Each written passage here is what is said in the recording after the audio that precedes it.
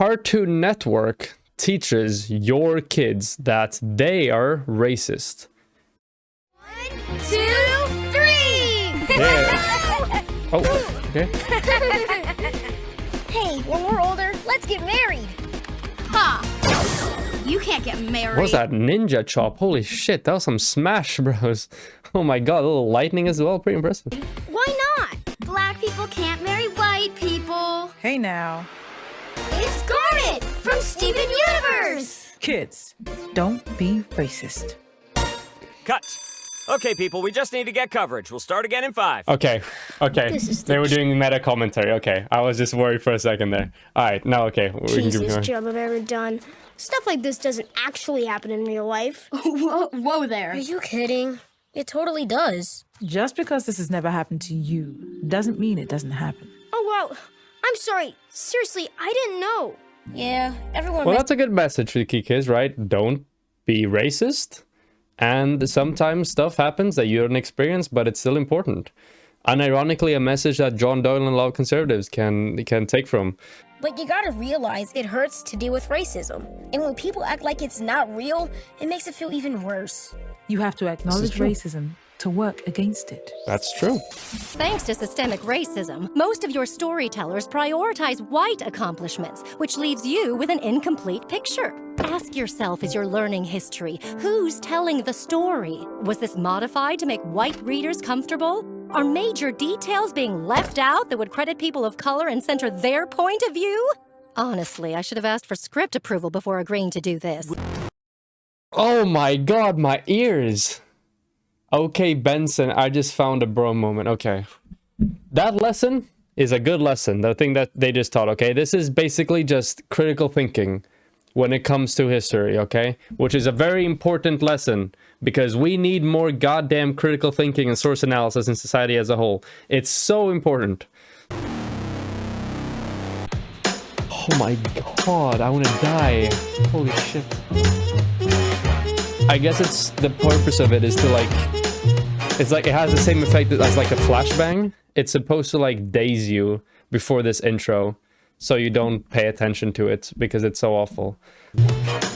John Doyle in. She looks like somebody's holding a gun to her head. Hello there, ladies and gentlemen. Welcome to Heck Off Commie, the Generation Z equivalent, the Zoomer equivalent of the baby boomers. I just wanted to grill is now officially I just wanted to watch cartoons, but you can't anymore. You can't just grill. You can't just watch cartoons. You can't sit on the sidelines. Your participation in these narratives will become mandatory, whether that's through propaganda and social engineering, state-mandated diversity training, etc. You will be made to comply. And the left will say, well, this is actually a good thing because it'll finally solve race. Congratulations, John Doyle. You figured out history. I mean, not history, politics. This is how political values are entrenched in society, and then whatever the status quo tends to be reflected in all types of practices, from the workforce to the media to, you know, like institutions, to all these things. That is typically how politics works, and the way, you know, stuff or values go downstream from the current political status quo. Racism. But the reality is that this exists as the predominant narrative because it makes people a lot of money and it gets them a lot of power, and because this is a narrative that is inherently anti-American. And to this, the left will say, oh, well, so you're admitting that racism in America are inherently intertwined. That's missing the point. That's missing the point. Is that the solutions, are you not going to address it? At least the ones that aren't ambiguous grifts, which we'll talk about in a second. But okay, that's true. This is a grift. Oh my god, he's making so many points. Okay, so this is another thing. This has nothing to do with the necessary values. This is just how capitalism functions and how people capitalize on current social movements, right? There's nothing particularly sinister about Black Lives Matter or not being racist, and people are just sinisterly, you know, like being very sinister about it and twisting it and making all this money off it and, you know, propagandizing because it's going to give them a bunch of power. This is just how, you know, positions of power take advantage of current methods, or they capitalize on current trends in order to garner capital or power. I mean, this is just a system of society as a whole, basically, of capitalism especially. The solutions that are proposed by these activists in terms of policy are all basically state-facilitated redistributions of resources, the methodology of which being whatever the woke mob deems fitting to solve racism. And that's in terms of wealth, job opportunities, educational opportunities, etc. And we've gone through in great detail before in other videos about how there's no legitimate evidence for systemic racism in America. Okay, well, you're saying so many things. Okay. I'm sorry, I'm not sure I'm aware of how the political system works in the US. I thought they had like a you know, like a Senate, a Congress, you know, a president, you know, all the three different wings of government, and then they work together to pass a law. But apparently, according to John Doyle, how this tends to function is that at these protests or at riots or whatever, everyone who's participating, everyone who's part of the woke mob, gets to like fill in a ballot, and they are the ones that vote on policy. That's, you know, it's an interesting system. And then the second point, systemic racism not being real. Oh boy, where do we even start? We can start with a pretty basic argument, because when it comes to showing systemic racism, you can make the correct argument that there are continuous pressures today that work explicitly on a current racial bias, which is, you know, has remained perpetual throughout the last period of time. But you can make it a very much simpler and a lot more agreeable argument for systemic racism that can counter John Doyle's argument of systemic racism isn't real.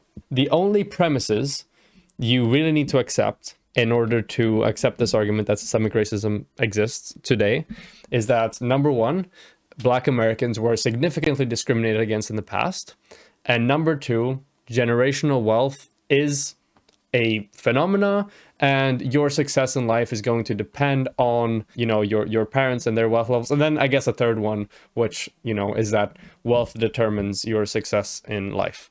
So if we contextualize this and mechanize these three premises, we can look at it this way. Okay, first of all, if we look at way back, Black people were literally slaves. Not a lot of, you know, opportunities for accumulating wealth there. Not a lot of, you know, freedom going on there. Not a lot of civil rights going on there. Not very cool. Then you had, you know, Jim Crow. Well, this is a very oversimplified, but Black Americans living as second-class citizens, and, you know, Jim Crow, segregation era, all these types of things, which were also putting significant barriers in front of Black Americans and their access to wealth, prosperity, and the American dream, however you'd like to say it. And when we look at that, we can see that there are literally people alive today whose like parents lived under Jim Crow, or maybe even people alive today. I'm not exactly sure what time period it is that you know, when they were very young, they lived under Jim Crow. But it's really not that long ago as we, you know, believe it is.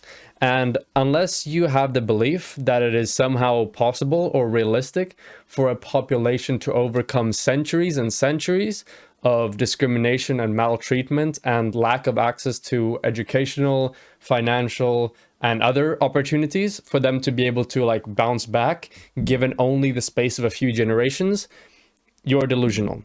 And at that point, you need to concede that we live in a society today in which generational wealth gap exists, in which wealth inequalities perpetuate themselves, and in which one portion of the population is much worse off on average than other parts of the population on account for their race. There we have a pretty well formed out sort of like argument train for the existence of racism that has been perpetuated by the American system up until this point today. And it's still perpetuated because, you know, there haven't been proper, you know, investments and reparations in order to compensate for the last, you know, however many centuries of maltreatment by Black Americans. But then beyond that argument, which is a very simple argument to make for the existence of systemic racism, there are also the other ones, such as currently, you know, you can look at things like discrimination within healthcare, you can look at things like the sentencing system, you can look at stuff like policing, you can look at housing, you can look at treatment, you know, access to education and treatment of Black people in education. There's a million of ways you can look today at continuing sort of elements of bias being perpetuated against Black Americans. But that is obviously a harder argument to make for the sole reason that people like John Doyle are just going to point at things like, oh, you can't deductively prove racism, or, you know, the three studies they like to use to illustrate that actually racism doesn't exist, lol. So that's why I would personally make the primary argument when it comes to systemic racism, which is a very simple one based on fairly agreeable premises, and the conclusion logically follows. But even that aside, if I can embody the archetypal conservative uncle for a second, the whole point of America is that you should be free to basically do whatever you want in terms of climbing the ladders, making something of yourself, pursuing the American dream, and that you should be free to do that without people coming in and messing up your stuff. But these... And America has absolutely failed in providing a massive amount of people, or like even the majority, or even like a significant amount of people relative to other developed countries, that opportunity of the American dream of climbing the ladder. We look at practically any country in Europe, and we see, especially the Scandinavian countries, right, which are probably a, you know, very diametrically opposite what a, you know, like a system that John Doyle would like. And we see that their social mobility is so much higher and so much better than, you know, America. You know, the core premise behind the American dream is that you can go from rags to riches, you can improve your material condition, you can, you know, end up in, you know, in this world better than how you came into it. But that dream just statistically seems to be more true for other countries that have higher social mobility, and then also coincidentally tend to have better welfare, state redistributive policies, and better government policy. So yeah, that's another thing about the American dream thing. And it is certainly not in accordance with the principle of the American dream, where everybody should be able to, you know, make it big, to have massive discrepancies within population groups based on something as arbitrary as race. These people don't like America, we know that, and so they rightfully calculated that if you can mobilize minority groups to vote for you by saying, hey, racism is your biggest problem, and we're gonna fight for you, and then you can open up the borders and flood the country with non-white immigrants, add the vast majority of them to that political capital, all while mobilizing your control of media, every level of education to convince the country as a whole that racism is the biggest problem. It's a public health crisis. This sounds... What does this sound like to me? Let's see, let's run through this list. Massive media conglomerates feeding a false narrative to the population seek to undermine current existing power minority groups, whites, seek to import massive amounts of non-white people into your borders to ascertain political capital. I wonder, you know, what sort of theory he might be referencing here. The answer is, of course, this sounds awfully lot like the JQ to some extent, but also just any other, you know, copy-pasted far-right-wing conspiracy theory, like, for example, the Great Replacement, for instance. And we're the only ones who can fix it. It works out really well for permanently consolidating political power, especially when the solutions to these problems are not promoted publicly. Like if you look at the mainstream dialogue, you'll find all this information about how to be anti-racist because simply not being racist isn't enough anymore.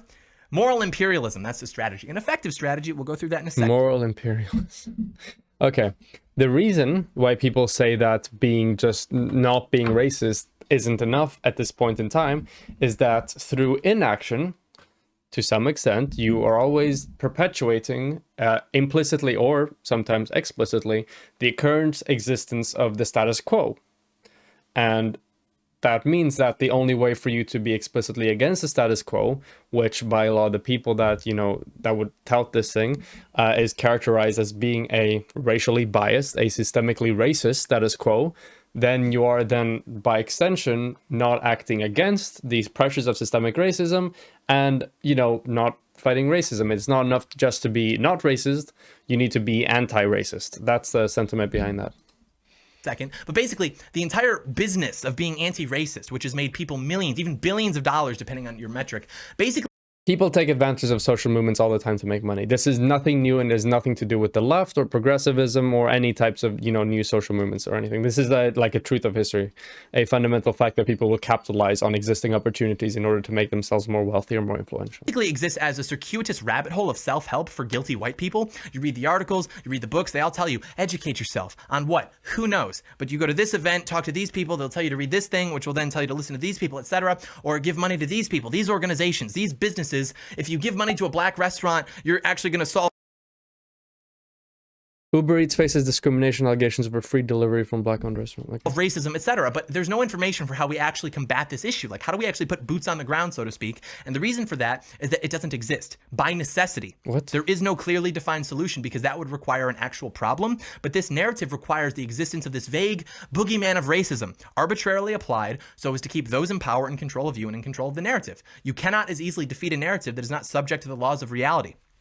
Okay, so this is a mix of a couple of things. Number one, it's a mix of his previous statement of saying systemic racism isn't real, which I've already, addressed. The second is the statement that oh, we don't talk about solutions. So there are a few things on this. Number one, the reason why you may not see, like often see solutions being touted in a lot of the mainstream discourse on this is for two reasons. Number one, the majority of people, when it comes to consuming media, aren't as interested in solutions as they are in being able to identify the problem and describe the problem in a way that is going to get as much attention as possible. Once again, true for all social movements. I wish it would be more oriented around solutions. Trust me, I'm from Sweden, but that just doesn't seem to be the case. And the solutions you do get tend to be oversimplified slogan solutions, like, for example, defund the police, which is, technically, I mean, it's a policy proposal, it's a solution, but it's also drastically oversimplified. So you could have gone any which way there, either saying that the policies are dumb, because they're oversimplified, because they're part of a slogan in a movement, not like a policy list, or people don't talk about it because that's the nature of mainstream discourse generally when it comes to political problems. But there are definitely a series of solutions that you can think of when it comes to systemic racism. We can work with this, with the slogan of defund the police. So at least my interpretation, and what I believe is a proper or a correct interpretation of that slogan, would be reallocating responsibilities and resources away from police departments into other forms of public and civil services. This will, number one, if we look at it from the police perspective, reduce the workload that they have, increase their specialization for the specific type of job they should be doing, and just generally make things easier for police, make it easier for them to do the job, because they don't need to learn how to do 23 different things. They just need to learn how to do 4 or 5. It also seems from, like trials that have been run in certain cities and states in the US, as well as just internationally from other nations, we can see that a better allocation of the responsibilities and the funding in the different public civil services, instead of just putting them all in the police, tends to also have better outcomes, as well as being able to invest in like better, more specialized training for police officers, which just doesn't exist right now, because right now police need to do so many different things, and therefore they need a lot of recruitment for police officers, and it makes it hard to like properly train police officers. So that's a better policy for, policing. So redistribute responsibilities and resources, and thereby you're able to properly train more police officers and make issues like police brutality less significant. Then there are the common things, like, for example, body cameras, taking a look at qualified immunity. There are some policies there, and that's if we're just on the policing bit. If we talk about general systemic inequalities within the system, we can look at changing the way that, for example, like educational facilities are funded in the US. Rather than being property taxes, they might be funded by just regular taxes in a public, publicly state or federally distributed program, where the funding doesn't necessarily go just to the wealthiest districts, because that's where the property taxes generate the most money, but can instead be allocated based on the needs and the results that will be, exhibited by the different educational institutions. That's one thing there. You can think of just generally more helpful tax policy that will just improve social mobility in general in the United States of America. That would certainly make it a lot easier for these gaps to be bridged. There are a bunch of different policies here that are very, very realistic and that are fairly specific. I don't know if John Doyle just generally hasn't heard of any of them, or if he just doesn't care to inform themselves and, probably lives off a narrative of these people have no solutions. They just want to complain about a problem.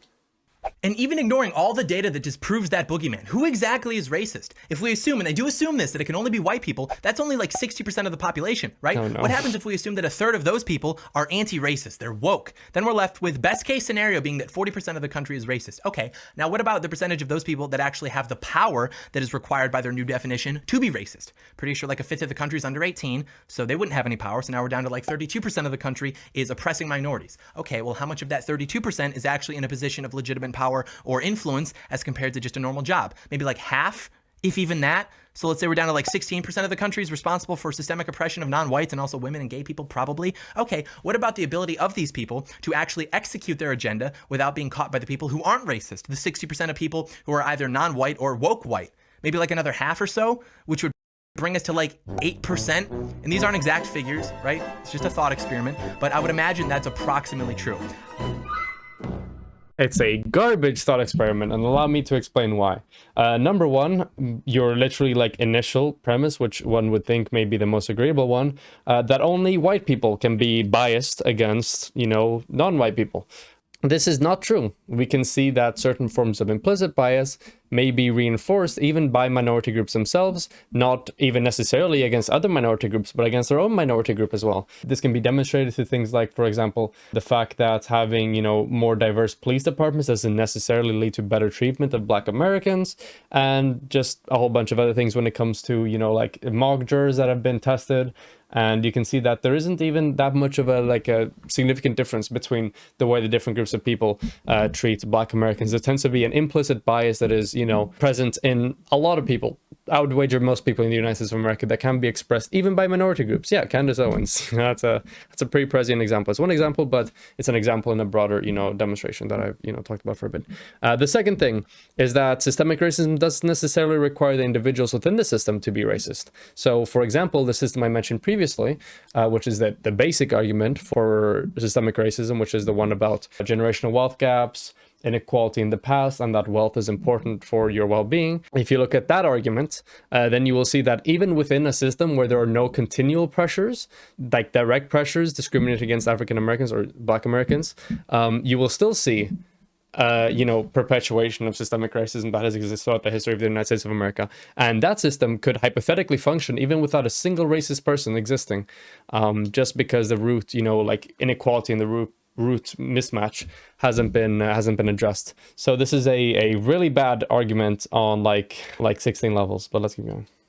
I would guess that at the best, this boogeyman at the most is 8% of the population. That's assuming that everything that they say about white people, about racism, that's all true, and then best case scenario, 8%. And that's the thing, we can talk all day about racism, but you actually have to identify the problems concretely and who is responsible for causing them. But they don't want to do that because the point is not solving a problem. The point is gaining wealth and gaining power. And it's not even just white people anymore. They're actually starting to wake up to the reality of Asian privilege. So we might actually have to team up here, which works out well because white women are basically a lost cause at this point.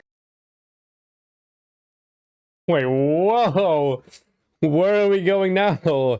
Now we're talking about white women? Okay, I'm just gonna let him keep going. And of course, if you're a white woman watching, I'm not talking about you. I'm sure that you get what I am talking about. And I already got crap from the ethno-nationalists because I called for a complete and total shutdown on white women until we can figure out what the hell is going on. Wait, what the? What's going on here? Okay, I'm not kept up on the John Doyle lore, but I'm inclined to take it further now. It might be time to fully endorse and commission the Eurohan Master Race. I don't know, but... Oh no, the Eurohan Master Race. Oh. This is big libertarian guys with Asian wives energy here. Let's just... That was a little bit of a breather there in the middle of it. Let's keep watching. We're going to go over these 2 videos from Cartoon Network. I do want to make sure, though, that we're taking the right thing away from this, which is that conservatives are getting slapped in the face by the reality of woke capitalism. Damn. Maybe if you get slapped in the face by a clip saying that racism is bad, maybe you should re-examine your positions. No idea how to seriously combat it.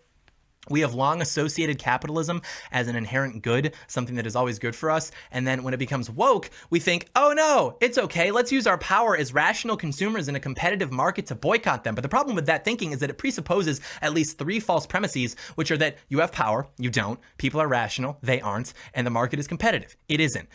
Damn, look at that. Hey, when they want to understand, conservatives can easily pinpoint issues with market economies, but they're only willing to do it as soon as it affects them in even the slightest way. And also, he has a little enjoy capitalism sticker here, which is pretty funny. Some more, you know, Tesla, a bunch of different firms here. It's pretty interesting, but anyway. So what's the solution to woke capitalism? What's the solution to corporate propaganda, privatized indoctrination, and social engineering? I have no idea. I've been thinking about it for the last 9 months or so. I got nothing. Damn. That's not true. I have a couple ideas. We'll get to that later. The point is that these people literally cannot separate what are these ideas? politics from their lives. And that's not something that we should laugh at. We shouldn't celebrate politics from our lives.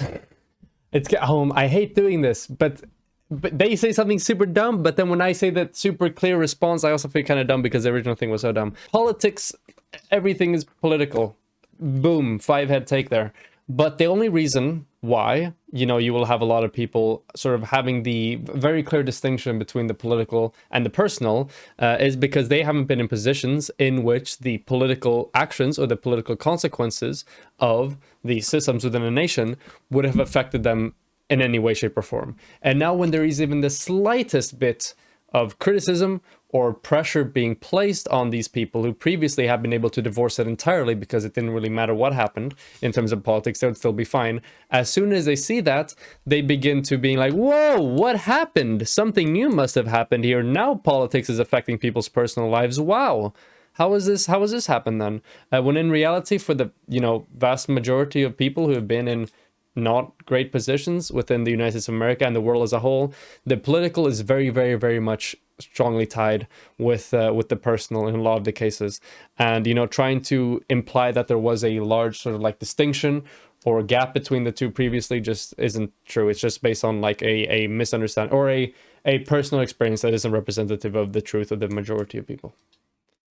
Right? That's not something that we should look down upon. That's something that we should actually emulate. We should be doing that too. It's simply not enough to assume the continuation of a power vacuum, to assume that everyone just wants to be left alone just like you do. You actually have to impose yourself. You have to have moral imperialism, because otherwise you will be conquered. And it's already happening to us.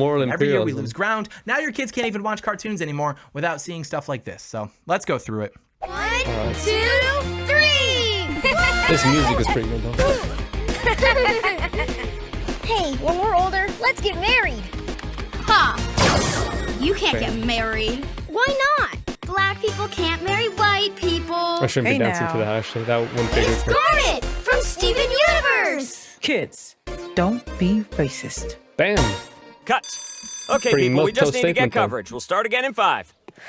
This is the cheesiest job I've ever done. I'm Stuff so like happy this- they have this part afterwards, this meta commentary, because otherwise I would be cringing.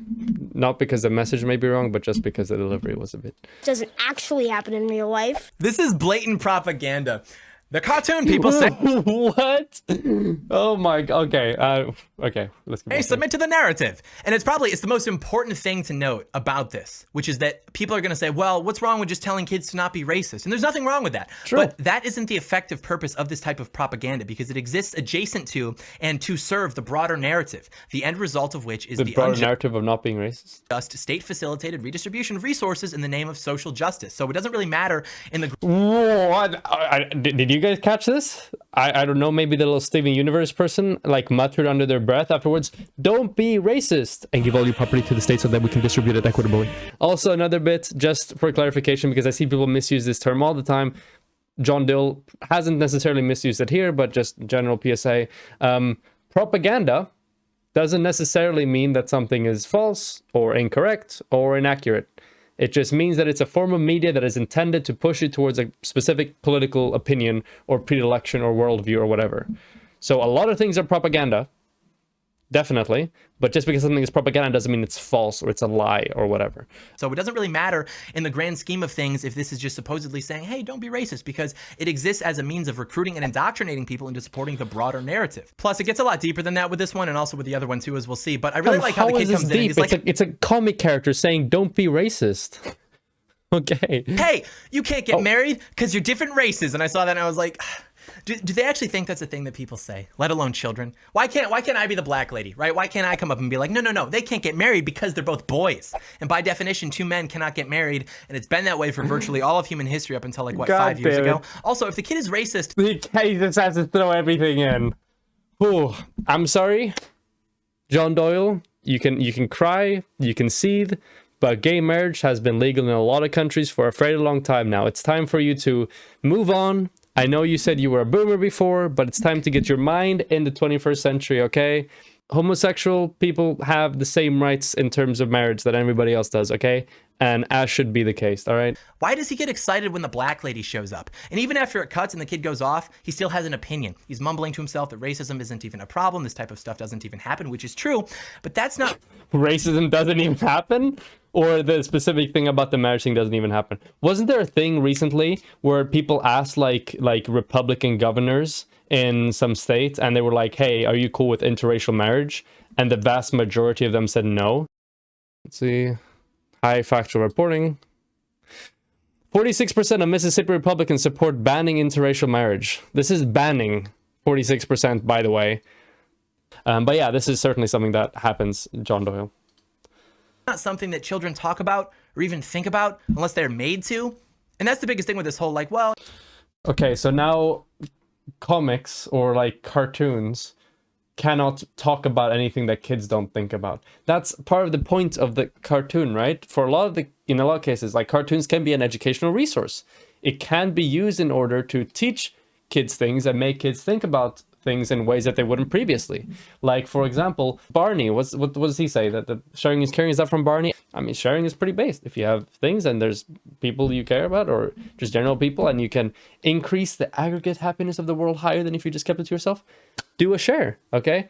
Just because, you know, it's not something that kids would naturally think about doesn't mean it shouldn't be in cartoons. If you were to limit cartoons to things that kids would only naturally think about, it would, like, all cartoons from ages like 0 to 3 would just be like food and nap time. And that's all. It's just like simulations of just watching a bunch of like 3D Blender models just going to nap and eating. Like, that's not how we run like that type of media. You know, what's wrong with just teaching them that being racist is bad? Because no child is racist. They'll play with whoever. No one cares. No one thinks about it, but they want to portray it such that this little white kid, even when off camera, is racist. When the camera's rolling, he's acting, he's epic and gay and woke and anti-racist, but off camera, he's got an opinion on the matter. The camera switches on and the kid immediately becomes gay and woke. I'm so confused. Oh, okay. Let me try to work with this argument. It's not even an argument, it's just a statement, which is what makes it so difficult to do these types of like discussions, or like going over rebutting conservative arguments, because a lot of the time they don't actually make a structured argument where you can point out issues in their like consistency, in their mechanization, or within the premises they lay out. You can't do that. What they will often do is they will just throw out a statement, and then I have to do all the preceding work before that. And for a lot of conservatives, that's enough for them to get convinced. But for somebody going over a video and like debunking it, you need to work through the entire thing, which is a lot higher effort. Number one, yes, kids can be racist. And number two, so what if kids aren't racist? They should still be taught not to be racist, because at some point, clearly, I don't know if John Doyle believes that no racist people exist. It wouldn't be too unbelievable, to be honest. But let's say let's be charitable here. Let's say John Doyle believes that there exists people that are racist. That means that from some point in his world, in between childhood and when they're, I don't know when John Doyle thinks people can start becoming racist, they become racist during that time. So if we want to prevent that, wouldn't it be good to have preventative sort of media and values being promoted to kids so that they don't become racist later? The answer is yes, we should do that, even if we're working within John Doyle's weird world with his characterizations of how racism works. But yeah. He's acting, he's epic and gay and woke and anti-racist, but off camera, he's got an opinion on the matter, because all white people, even at age 5, are intrinsically racist. Whoa there. Are you kidding? It totally does. Just because this has never happened to you doesn't mean it doesn't happen. Oh, wow. I'm sorry. Seriously, I didn't know. Yeah, everyone messes up sometimes. But you gotta realize it hurts to deal with racism. And when people act like... Look, they were super forgiving. They didn't cancel the kid. Wow. Everyone didn't just freak out and yell at the director, hey, fire this kid, they're canceled. They did a racism. Look, they were chill about it. Isn't this an anti-cancel culture ad? Maybe that's what it should be interpreted as. It's not real, it makes it feel even worse. You have to acknowledge racism to work against it. Damn, look at that. Everyone's super chill about it. Nobody's like shaming him or anything. Everyone's just vibing. They're just learning a good lesson altogether. I can do that. Yeah, look, the kid's even happy about it. Work on this before the wedding. Whoa, that's just We're for just the actors. script. We only just met today. Did you notice how, just like in real life, the woke white kid went to defend the black kid before the black kid could even speak? And they're all educating this... Fam, it's just a script. It's not like they're talking over him or anything. How do you mold this much over an ad? This white kid about racism 3 versus 1, so that kids watching feel as though if they don't unfailingly agree with this narrative, they will be outcast. It's literally psychological programming. Psychological programming. Bam, they were so nice about it. There was no pressure. There wasn't coercion. It wasn't like a hostile environment. It was like, you better fucking agree with us right now, or we will outcast you from the entire set and the crew, and you will have no fucking friends. We will 90-80 for you. No, they were just all vibing. It's also funny that they're like, just because it doesn't happen to you doesn't mean that it doesn't happen. Like, no, it actually does happen to me quite often. Let's talk. What happens to him? Like, people don't allow him to marry black people? I mean, fair enough, maybe. It doesn't happen to you doesn't mean that it doesn't happen. Like, no, it actually does happen to me quite often. Let's talk about systemic racism against white people with...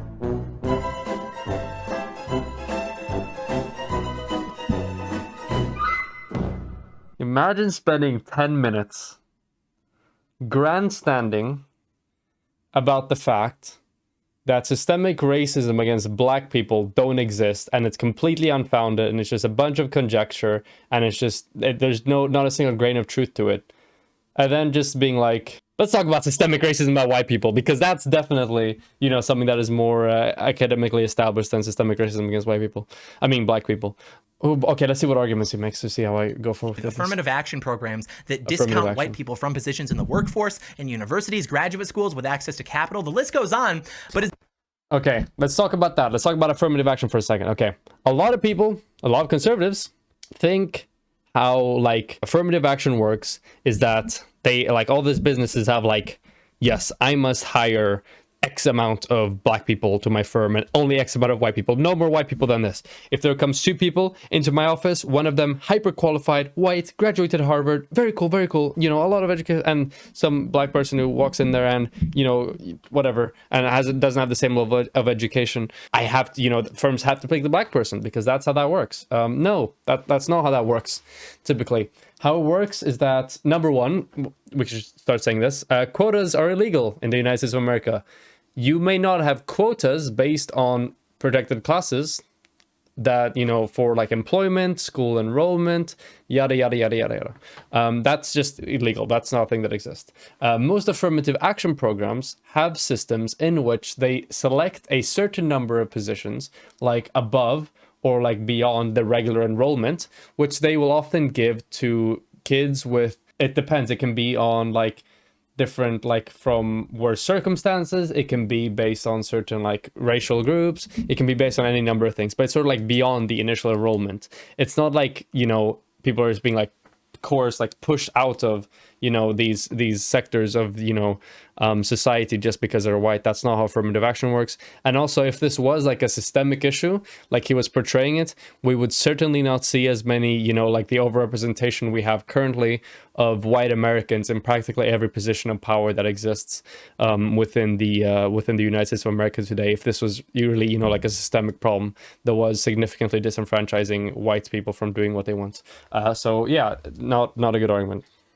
Is that not systemic racism? Is that not a series of systems that treats white people less favorably exclusively because of their skin color?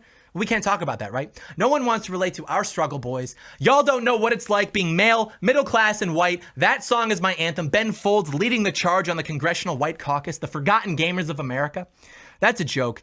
Okay. The reality is that if you're white, you just have to shut up. That's why this kid had a negative attitude about it. Wait, how much of that was a joke, though? See, this is the thing. Where is the cutoff point for the joke? Was it that little rant at the very end about the White Caucus, forgotten gamers of America, yada, yada, yada? Was it the affirmative action thing? Was it systemic racism against white people? We will never know. His opinion seems semi-developed, especially considering his age. And then the second he gets a little bit of pushback, he just melts like, I'm sorry, I'm ignorant, I don't know anything. Also, I don't know who's in charge of comms for Racism Inc., but the whole, hey man, racism hurts. That's not cool. That's not reflective of your ground game at all. I've never had a conversation, nor have I ever witnessed someone educating someone else about racism without hysterically screaming at them. Plus, wait a second. Wait, isn't that a good thing then? That we're having media that encourages kids not to do that? Like, he's gonna have it bad, like, any which way he does it.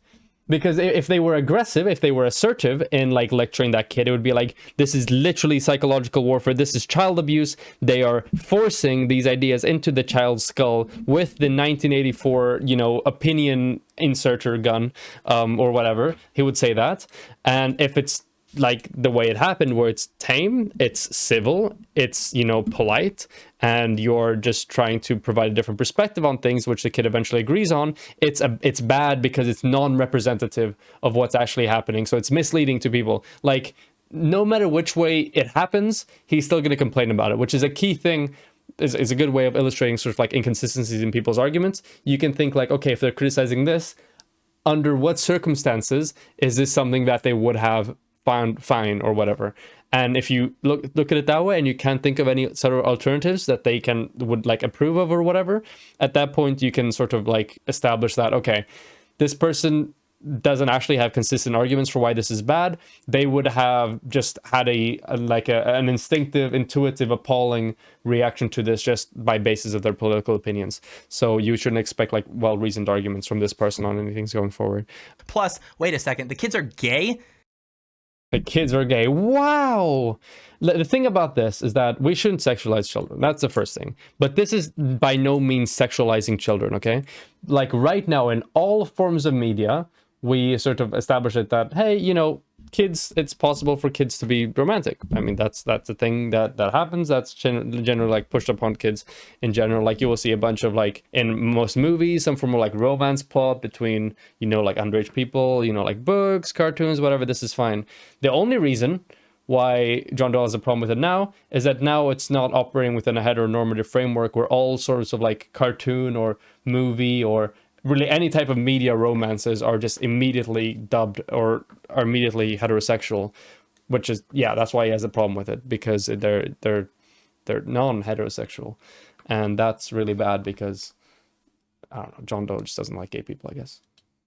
You see how these narratives don't operate individually? They're all intertwined, they're all intersectional, if you will. Like the punchline of this whole thing is that the kids are actually gay, and then she winks. She winks that the 5-year-olds are gay. Whoa. I don't need to tell you what's going on there. Virtually none of this should come as a surprise to you. I think you're reading also, a bit how is the further. kid gay but also racist? I'm trying to square that. Like, ostensibly, he... What are these arguments? Oh my god. How does it feel? How does it feel? How do you think about how does this... Yes, you can be gay and racist at the same time. You can be racist and homophobic at the same time. You can be black and homophobic at the same time. Like, Why are we still here? yeah, I don't know. I don't know why I had to say that, but clearly I did. He wants to marry the black kid, but he's also racist. I don't know. Nothing makes sense anymore. I want to go off the grid. If only I had something. Well, he that could didn't help want to me marry that was another kid. He's messing up his storyline. God damn it. do that. Wait a minute, there is. Allow me to shamelessly transition to product mode. Go away. Very epic. We love product mode, don't we, folks? But we've got another one of these that came out about a week ago that is... I love how this entire rant is like, oh, capitalism, it doesn't work. When it becomes woke, it's all useless. We need to throw it away. There's just 1,000,001 problems with markets. Now, get ready for today's sponsor, ExpressVPN. Like, I don't know. It's just a bit funny. It's arguably worse than the one that we just watched, so let's check that out. Did you know Black History? All right, class. Can anyone tell me who invented the light bulb? Thomas Edison! That's not entirely true. The light bulb could more rightfully be attributed to Lewis Latimer, the black inventor behind the filament inside the bulb. His invention made light bulbs affordable and efficient enough for... Yo, she just created a light bulb from her forehead. That's really impressive. Wow. I wish I could do that. the general public, bringing electric light into households around the world. Well, so now you know. Wait, is that it? Hold on. We're not going to mention why he invented the filament? To create a better standard of living for people who had only just been freed from slavery? Are we going to ask why kids are apparently learning about Thomas Edison? Thomas Edison! Ugh, and not learning about Lewis Latimer? These textbooks are incomplete. There were black Roman warriors, black medieval knights, black classical musicians, black cowboys, black fighter pilots. Where are they? True. I worry about you humans because you only live, what, about 100 years? You rely on these stories to know your own history. Thanks to systemic racism, most of your storytellers prioritize white accomplishments, which leaves you with an incomplete picture. Objectively true, by the way. Ask yourself as you're learning history, who's telling the story? Was this modified to make white readers comfortable? Are major details being left out that would credit people of color and center their point of view? Honestly, I should have asked for script approval before agreeing to do this. We'll do some rewrites. I'm sorry. We didn't know. Well, so now you know. I swear. Again, the framing of this... Okay, I mean, that's a really important lesson. Please, we need more critical thinking in society in general. Better source analysis, looking at the bias of different sources, their values and limitations and all of that. That's important. That's a good lesson beyond the overall lesson on systemic racism. But yeah, let's keep going. This whole thing is very clever. Notice how she has to go off script. The white woman has to go off script. The white woman. What does he have going on with the white women? Jesus Christ. Like it is. You don't want to hear it? Maybe it makes you a little uncomfortable? Well, that's too bad because this woman has something to say. And the reason that they frame it like that is to communicate the impression that, well, they don't want you to know this stuff. They don't want you to know this information. They're hiding it from you. When information is distributed, well, they don't allow for this to be distributed. So she has to have this epic Reddit moment, go off, despite the fact that virtually every institution in our society... She wasn't making any like allowed to be like, she wasn't saying that I'm gonna get locked up for this. She's just saying that typically right now that's how the status quo functions, that's how the different incentives within historical teaching programs are oriented, and these are the results that they have. He's just sort of like, what's it called, like pumping this up to be some like expression of a big conspiracy, which it really wasn't. Society is on their side, except like 4, one of which being the My Pillow factory. Yeah, she's not a white woman, she's literally some like ethereal being that can like create matter from thin air. God bless Mike Lindell. He's our ace in the hole. My Pillow nationalism. Also, why is she complaining about education? We don't even control education. That's them. So if she's mad that it's not talking enough about non-white people, that's really not our fault. And speaking of would you look at that? Hey, maybe systemic racism isn't just a hyper-partisan thing meant to divide the political parties and accumulate political capital for the Democrats in this case. Maybe that's not what it is. Maybe it's a criticism oriented around the broader systemic structures of America as a whole, which is a lot more entrenched and a lot more complicated than just party politics. Wow, ever think of that one? white people inventing things. Lewis Latimer's epic, he's high IQ, but how many white inventors can you even name? I can think of like 5 maybe. So Lewis Latimer exists back when being an inventor was a legitimate job title. He had like half a dozen patents, very smart guy, very impressive resume, but they're really just spamming B with him. I mean, this is the guy they always talk about. Well, what about Latimer? What about Lewis Latimer? And it's like, yeah, he made the light bulb better. Light bulb's pretty important, but if you get into other non-white inventors, then you have to get into really specific categories. Like, well, why aren't they learning about Elijah McCoy, who invented an automatic lubrication cup that simplified transportation and travel by railroad? And it's like, okay, so she was using that example as one example of a very, very, very clear and very like clear-cut way in which the history of the creation of the light bulb, a very important invention, has been fundamentally distorted from a lens of racial, like systemic racism. And instead of engaging with that idea, instead of talking about that for John Doyle, and like he recognized that he was a good person, this person, very, as he said, high IQ, had all these patents, very cool. But instead of continuing with that thought of training, being like, yeah, really he should be, being taught about that, or it's strange that he isn't what's typically taught when it comes to light bulbs and stuff like that. Instead of keeping going on that train, he dabbles a little bit in it by giving some compliments to the guy, and then he just 180s it and talks about something else. Or like, why didn't they talk about the rest of this? Why didn't they talk about like the overwhelming like more like 16 examples instead of one? I don't know. They're just calling out the misframing or the reframing in order to avoid engaging with the point that the cartoon is making. Sweetheart, you're talking about public school history class. You're not really going to achieve a level of depth that's greater than a fading memorization of like 7 random dates and events. The fact that we even remember that Edison made the light bulb is a miracle in itself. Also, Wait, so his argument here is that it doesn't matter because nobody cares about high school education? Why are we still here?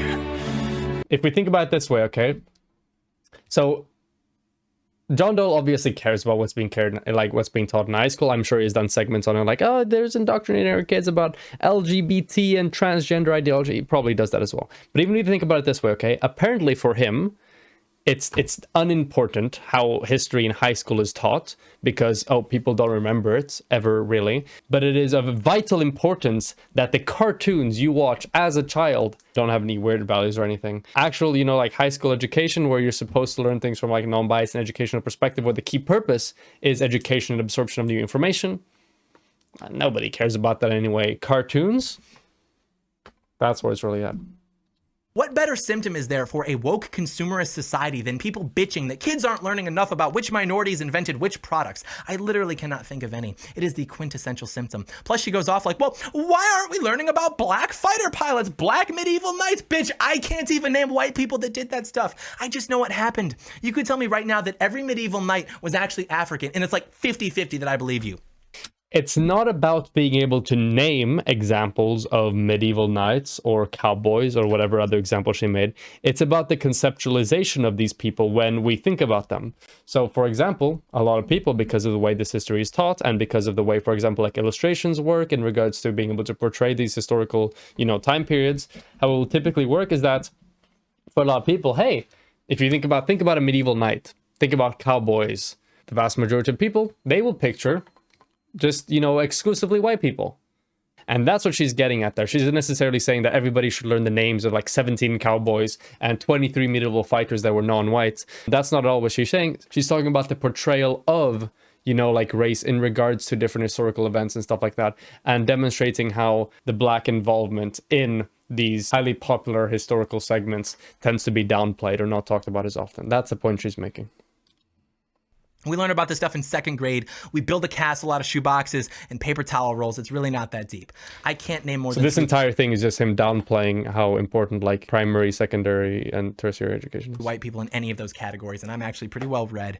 I actually paid attention in school. Why is this a hill that we have to die on? Is this really like that perplexing to you? Like, why is it that the history of a historically white country is primarily focused on white people? Like, I don't know. That's a real fucking head scratcher, isn't it? Yeah, it really is, John Doyle, isn't it? And maybe there may be some examples of systemic racism. Then she goes off on her doesn't answer that. Doesn't answer the question that he posed himself. And white men owned yet again, and they're like, I'm sorry, we didn't know, because everything is framed as, if you don't agree, you're uneducated, but once you learn the truth, you'll agree, and then if you don't, it's because you're racist. And this... Damn. Imagine if this was applied to literally any other thing that was like, you know, like academic consensus at this point in time. Wow, I can't believe they're teaching me that gravity is real. This is unbelievable. If you don't agree that gravity is real, they will say that you're like uneducated. They frame it as though either you believe, you know, gravity is real or you're uneducated. This is extremely unbelievable. I can't believe this framing is occurring within cartoons that are meant to be shown to children. Actually disgusting. It's a pointless framing. This is why they're feeding that to your kids. And you can't escape it anymore. You can't just send them to private schools. You can't keep them off the computer for more than an hour a day or whatever. It is everywhere. And it's only going to accelerate from here. And if we don't do something about it, then it will eventually be state mandated, if not already effectively speaking. State mandated anti-racist cartoons. When you get up in the morning, hands will emerge from the sides of your bed, gripping your head still so you can't move. 2 smaller contraptions will release, holding your eyes open. At the foot of your bed, a 24-inch, you know, ultra-thin, high-definition TV will spring up and play a total of half an hour of anti-racist Cartoon Network cartoons meant to indoctrinate you into the beliefs that racism is, in fact, bad. Good one. Nice meme, Mr. John Doyle, Mr. Heckoff Commie, Mr. Huck. Why does he have a flag of the Netherlands mug? I don't know. I have no idea. Yeah, why does he have a it looks like a Netherlands flag. That's true.